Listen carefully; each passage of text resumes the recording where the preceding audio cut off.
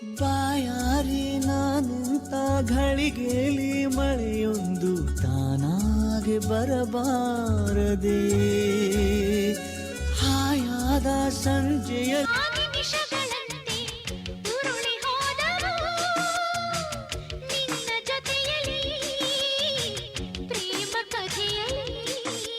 ಬಯಕೆಗಳೆಲ್ಲ ಹೊಸ ಚಿಗುರಂತೆ ಮರಳಿ ಬಂದವು ನಿನ್ನ ನಗುವಲಿ ಪ್ರೇಮ ಮನದಲ್ಲಿ ಇಲ್ಲಿ ಕೋಪ ಪರಿತಾಪ ಅಪರೂಪ ಜೋಂಕಿ ಕೊಡ್ತೀನಿ ಲಂಚನ ಮುಟ್ಟಲ್ಲ ನೆಸ್ಲೆ ಮಂಚು ಕೊಡ್ತೀನಿ LKG ಬೇಬಿ ನಾನಲ್ಲ ಬೆಲ್ಲ ನನಗಲ್ಲ ಅದು ಅರ್ಚನಾ ಕಮಾನ್ ಸತ್ಯಭಾಮ ಗೋಪಾಲ ಏಯ್ ಕೊಡೋ ಇಲ್ಲಿ. ಅಂದೆ ಐಶ್ವರ್ಯ ಈ ಜನ್ಮದಲ್ಲಿ ಮರು ಜನ್ಮದಲ್ಲಿ ನನ್ನಾಳು ಮಧುರೆ ನೀನೇ ಅಮ್ಮ ಇದು ಹಳೆ ಹಾಡಮ್ಮ.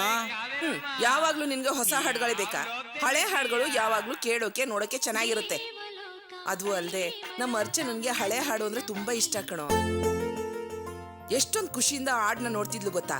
ನೀನ್ ಚಾನಲ್ ಬದಲಾಯಿಸಿದ್ರಿಂದ ಅವಳ ಮುಖ ನೋಡಿ ಹೇಗ್ ಬಾಡೋಯ್ತು. ಅಮ್ಮ ಅರ್ಚನಾ, ಈ ಹಾಡು ಅಂದ್ರೆ ನಿನ್ಗೆ ಇಷ್ಟ ತಾನೆ? ಕುತ್ಕೋ, ಯಾವ್ದು ಬೇಕೋ ಅದನ್ನ ಹಾಕೊಂಡ್ ನೋಡು. ಪರವಾಗಿಲ್ಲ ಅತ್ತೆ, ವಾಸುಗ್ ಇಷ್ಟವಾದ್ದೇನೆ ನೋಡ್ಲಿ. ಅವನೊಬ್ಬ ಕೆಲ್ಸ ಇಲ್ಲ, 3 ಹೊತ್ತು ಹೊಸ ಹಾಡುಗಳನ್ನೇ ಹಾಕೊಂಡ್ ನೋಡ್ತಿರ್ತಾರೆ. ತಗೋಮ್ಮ, ನಿನ್ಗೆ ಯಾವ್ದು ಇಷ್ಟನೋ ಆ ಚಾನಲ್ ಹಾಕೊಂಡ್ ನೋಡು, ಆಯ್ತಾ? ಹಾ,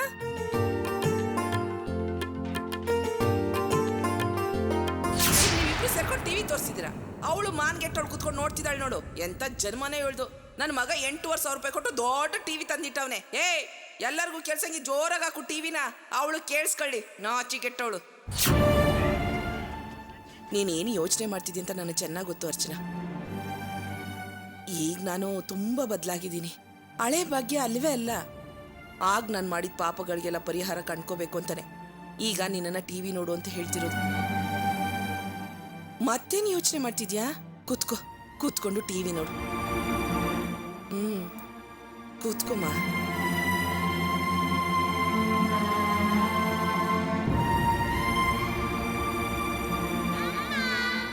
ಯಾವ ಲೋಕದಲ್ಲಿದ್ದೀಯಾ? ದೇವಲೋಕ ಪ್ರೇಮಲೋಕ ನನ್ನ ಮನೆಯೀಗ. ಇಲ್ಲಿ ನಾನು ನನ್ನ ಗಂಡ ನನ್ನ ಮಗುವೇ. ಪ್ರತಿ ರಾತ್ರಿ ಪ್ರತಿ ಹಗಲು ಬರಿ ನಗುವೇ.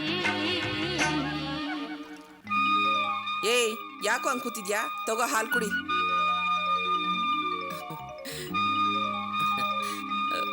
ಅಮ್ಮ ಅರ್ಚನಾ, ತಗೋ. ಬೇಡ ಅತ್ತೆ, ನಂದಿನ್ನೂ ಊಟ ಆಗಿಲ್ಲ. ಸ್ವಲ್ಪ ಇದೆ, ಕುಡ್ಕೊಮ್ಮ. ಬೇಡ ಅತ್ತೆ, ಪರವಾಗಿಲ್ಲ. ಅತ್ತೆ ಹಾಲು ಕೊಟ್ರೆ ಕುಡಿಯಲ್ವಾ? ಅಯ್ಯೋ, ಹಾಗೆಲ್ಲ ಏನೂ ಇಲ್ಲ ಅತ್ತೆ. ಮತ್ತೆ ತಗೋಮ್ಮ, ತಗೋ.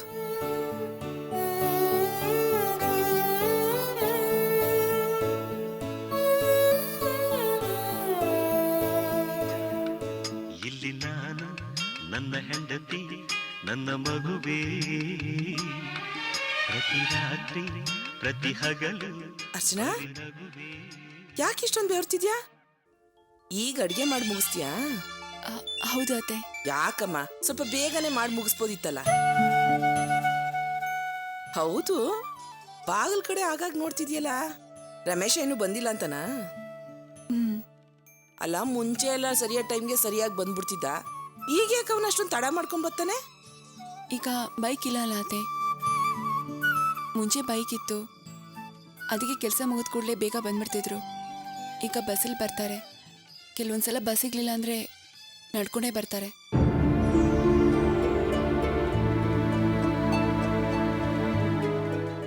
ನೀವ್ಯಾಕೆ ಬೇಜಾರು ಮಾಡ್ಕೊಂಡ್ರಿ?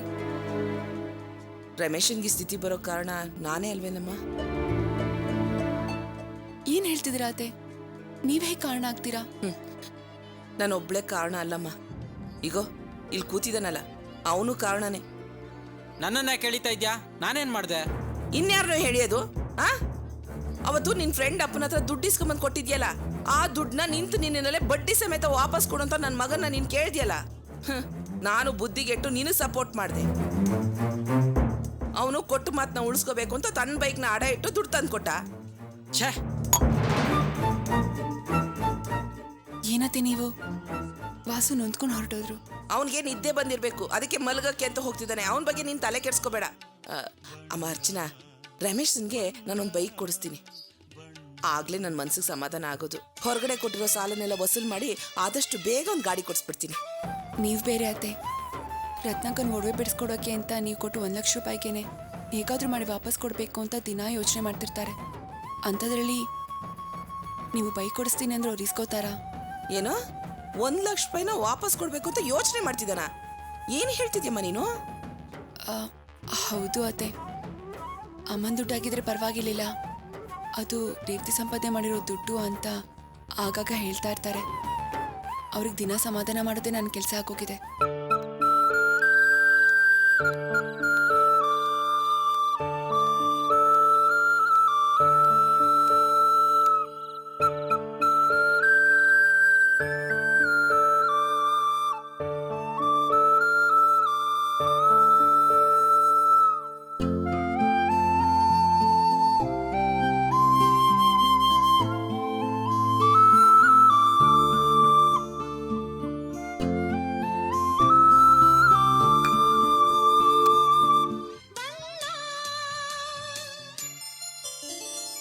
ಅರ್ಚನಾ, ತಗೋ ಅಮ್ಮ, ತಗೊಳ್ಳಿ. ನಿಮ್ಗೆ ಇಷ್ಟವಾದ ಕಿತ್ಲೆ ಹಣ್ಣು ತಗೊಂಡ್ಬಂದಿದ್ದೀನಿ. ನನಗೇನು ಬೇಕಾಗಿಲ್ಲ, ನೀನು ಹೆಂಡತಿಗೆ ಕೊಡು.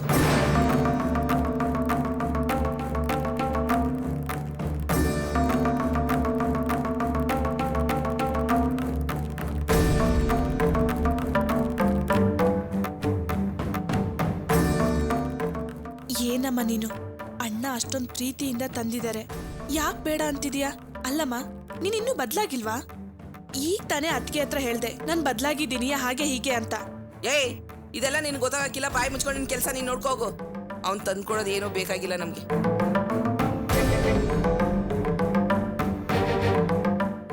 ಏನಾಯ್ತಮ್ಮ? ಯಾಕೆ ಹೀಗೆ ಕೋಪ ಮಾಡ್ಕೊಂಡು ಕೂತ್ಕೊಂಡಿದ್ದೀರಾ? ಅಲ್ಲ, ಇನ್ಮೇಲೆ ನಾವೆಲ್ಲರೂ ಸಂತೋಷವಾಗಿರೋಣ ಅಂತ ನೀವೇ ತಾನೇ ಹೇಳಿದ್ದು. ಹೂನಪ್ಪ, ನಾನು ಹೇಳಿದ್ದೆ, ಆದ್ರೆ ನಾನು ಅನ್ಕೊಂಡಿದ್ದೇನು ನಡೀತಿಲ್ವಲ್ಲ ಈ ಮನೆಯಲ್ಲಿ. ಏನಾಯ್ತಮ್ಮ ಈಗ? ನನ್ಗೇನು ಅರ್ಥ ಆಗ್ತಾ ಇಲ್ಲ. ಮಾಡೋದನ್ನೆಲ್ಲ ಮಾಡ್ಬಿಡು, ಆಮೇಲೆ ನನ್ಗೇನು ಅರ್ಥ ಆಗ್ತಿಲ್ಲ ಅಂತ ನನ್ನನ್ನೇ ಪ್ರಶ್ನೆ ಕೇಳು.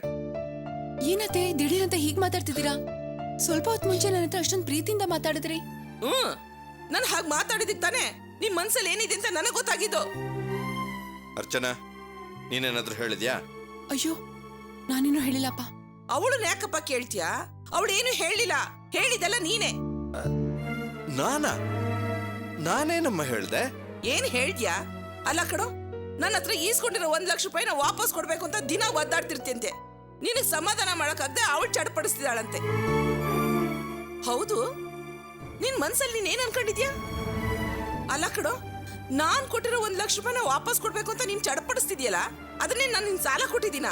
ಇಲ್ಲ ಯಾರ ಹತ್ರನಾದ್ರೂ ಬಡ್ಡಿಗೆ ತಂದು ಕೊಟ್ಟಿದ್ದೀನ? ನಿನ್ ಮನ್ಸಲ್ಲಿ ನಮ್ ಬಗ್ಗೆ ಹಂಗೆಲ್ಲ ಇರೋದಕ್ ತಾನೆ ನಿನ್ ಬಾಯಿನಲ್ಲಿ ಇಂಥ ಮಾತುಗಳೆಲ್ಲ ಬಂದಿದ್ದು. ಅಯ್ಯೋ, ಅದು ಹಾಗಲ್ಲಮ್ಮ. ಅದು ನಿಮ್ ದುಡ್ಡಾಗಿದ್ರೆ ಪರವಾಗಿರ್ಲಿಲ್ಲ. ಆದ್ರೆ ಪಾಪ ರೇವತಿ ಕಷ್ಟಪಟ್ಟು ದುಡ್ದು ಸಂಪಾದನೆ ಮಾಡಿರೋ ದುಡ್ಡು, ಅದನ್ನು ವಾಪಸ್ ಕೊಡೋದು ನ್ಯಾಯ ತಾನೆ? ಅದು ಅವಳ ದುಡ್ಡಮ್ಮ. ಯಾವ್ದು ರೇವತಿ ದುಡ್ಡು? ಯಾವತ್ತಾದ್ರೂ ವಾಸು ರೇವತಿ ರಾಣಿ ಅಂತ ಬೇರೆ ಮಾಡಿ ಮಾತಾಡಿದ್ಯಾ? ಇವತ್ ನೋಡಿದ್ರೆ ದೊಡ್ಡದಾಗ ರೇವತಿ ದುಡ್ಡು ಅಂತ ಮಾತಾಡ್ತಿದ್ಯಾ? ರಮೇಶ, ಈ ಕೈ ಈ ಸಂಸಾರಕ್ಕೋಸ್ಕರ ಎಷ್ಟೆಲ್ಲ ದುಡ್ದಿದೆ. ಇವತ್ತಿನ ದಿನ ರೇವತಿನೂ ವಾಸುನು ಒಂದಾಗಿದ್ದಾರೆ ಅಂದ್ರೆ ಅದಕ್ಕೆ ಕಾರಣ ನೀನು ಕಣೋ. ರೇವತಿ ಮನೆ ಬಿಟ್ಟು ಹೋಗಿದಾಗ ಅವಳನ್ನ ಹುಡುಕಿ ಕರ್ಕೊಂಡು ಬಂದು ಅವ್ರಿಬ್ಬರನ್ನು ಸೇರಿಸಿದ್ದು ನೀನೇ ತಾನೆ?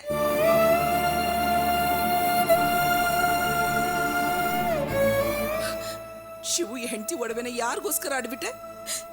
ವಾಸು ಕೆಲ್ಸಕ್ಕೆ ಹೋಗ್ಬೇಕು ಅಂತ ತಾನೆ. ಅದನ್ನ ಅವನಿಂದ ಉಳಿಸ್ಕೊಳಕ್ ಆಗ್ಲಿಲ್ಲ. ನ್ಯಾಯವಾಗಿ ನೋಡ್ಬೇಕು ಅಂದ್ರೆ ಈ ಸಾಲನ ವಾಸುನೇ ತೀರ್ಸ್ಬೇಕು. ರಮೇಶ, ಇನ್ಯಾವತ್ತೂ ಆ ದುಡ್ಡನ್ನ ವಾಪಸ್ ಕೊಡ್ಬೇಕು ಅಂತ ಯೋಚನೆ ಮಾಡ್ಬಿಡ ಕಣೋ. ನೀನ್ ಹಾಗೇನಾದ್ರೂ ಯೋಚನೆ ಮಾಡಿದ್ರೆ ನನ್ ಮನ್ಸಿಗೆ ತುಂಬಾ ನೋವಾಗುತ್ತೆ.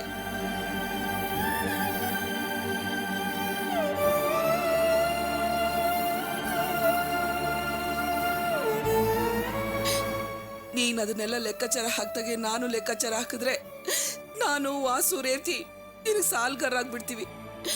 ಈ ಜನ್ಮದಲ್ಲಿ ಆ ಸಾಲನ ತೀರ್ಸಕ್ಕಾಗೋದಿಲ್ಲ ನಮ್ಗೆ. ಇನ್ ಮುಂದೆ ಯಾವತ್ತು ನಾವು ಬೇರೆ ನೀನ್ ಬೇರೆ ಅಂತ ಮಾತಾಡ್ಬಿಡ ಕಣೋ ರಮೇಶ. ನಮಗ್ ನಿನ್ ಬಿಟ್ರೆ ಯಾರು ಇದಾರೆ?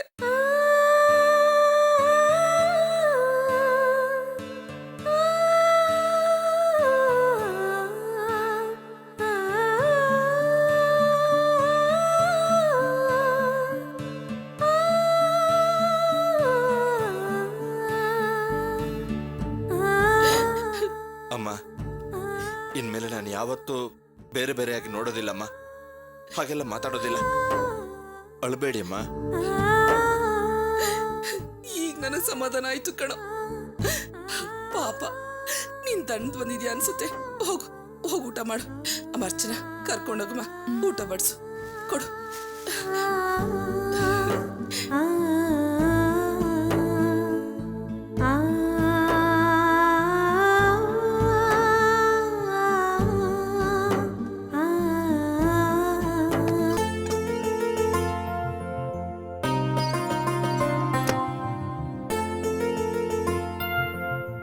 ನಡೆದಿದ್ದೆಲ್ಲ ನೆನ್ಸ್ಕೊಂಡ್ರೆ ತುಂಬಾ ಆಶ್ಚರ್ಯ ಆಗತ್ತೆ.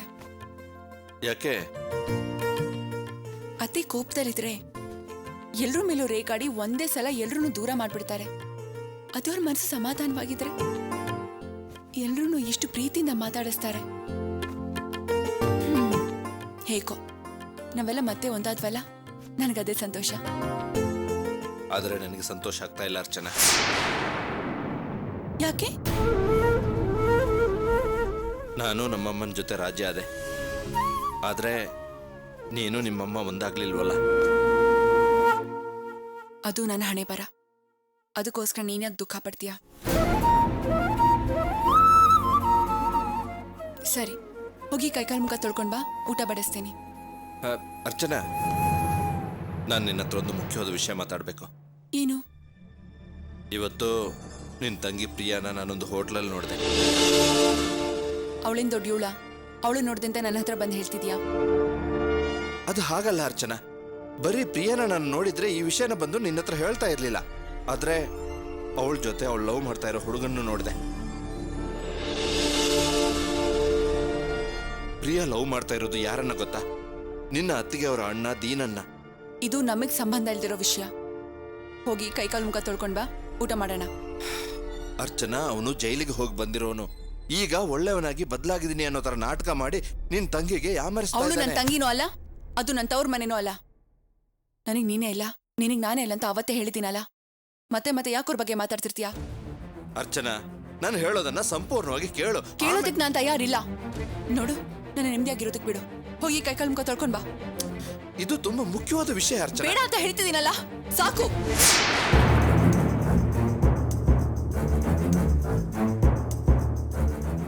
ಅವನು ಅಯೋಗ್ಯ, ಹೆಣ್ಣು ಬಾಕ, ಒಳ್ಳೆಯವನ್ತರ ನಾಟಕ ಮಾಡಿ ಪ್ರಿಯಾನ ಯಾಮರಿಸ್ತಿದ್ದಾನೆ. ಈ ಸತ್ಯನ ಅರ್ಚನ ಹತ್ರ ಹೇಳಿ ಪ್ರಿಯಾನ ಕಾಪಾಡೋಣ ಅಂದ್ರೆ ಇವಳು ನನ್ನ ಮಾತೆ ಕೇಳ್ತಿಲ್ವಲ್ಲ. ಹಾಗಾದ್ರೆ ಪ್ರಿಯಾ ಜೀವನ ಏನ್ ಯೋಚನೆ ಮಾಡ್ತಿದ್ಯಾ? ನೋಡು, ಅವಳು ನೋಡಿದ ವಿಷಯ ಯಾರಿಗೂ ಹೇಳಕ್ ಹೋಗ್ಬೇಡ. ಇದನ್ನ ಇಲ್ಲಿಗೆ ಮರ್ತ್ಬಿಡು. ಇದೇ ನಮಗ್ ಒಳ್ಳೇದು. ಅರ್ಥ ಆಯ್ತಾ?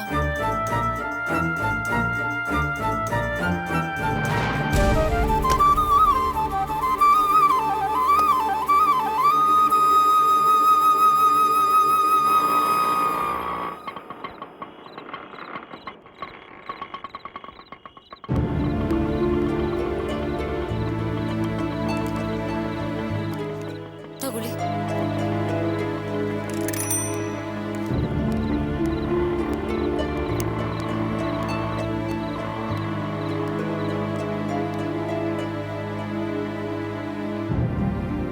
ರೇವತಿ, ಏನಮ್ಮ ಇಷ್ಟೊಂದ್ ತಡ ಆಯ್ತು? ನಮ್ಮ ಅಮ್ಮನ ಮನೆಗೆ ಹೋಗಿ ಬರ್ತಾ ಇದ್ದೀನತ್ತೆ.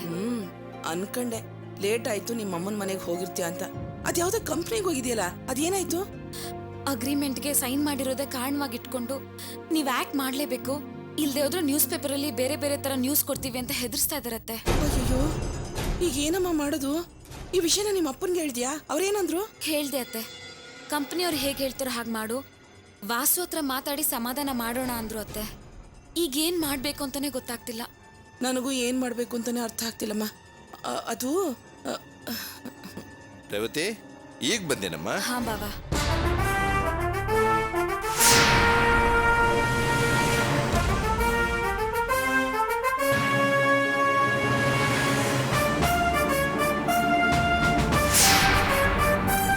ನಿನಗೆ ನಾನು ಮುಖ್ಯನಾ ಇಲ್ಲ ಆಕ್ಟಿಂಗ್ ಮುಖ್ಯನಾ ಅಂತ ನೀನೇ ನಿರ್ಧಾರ ಮಾಡು.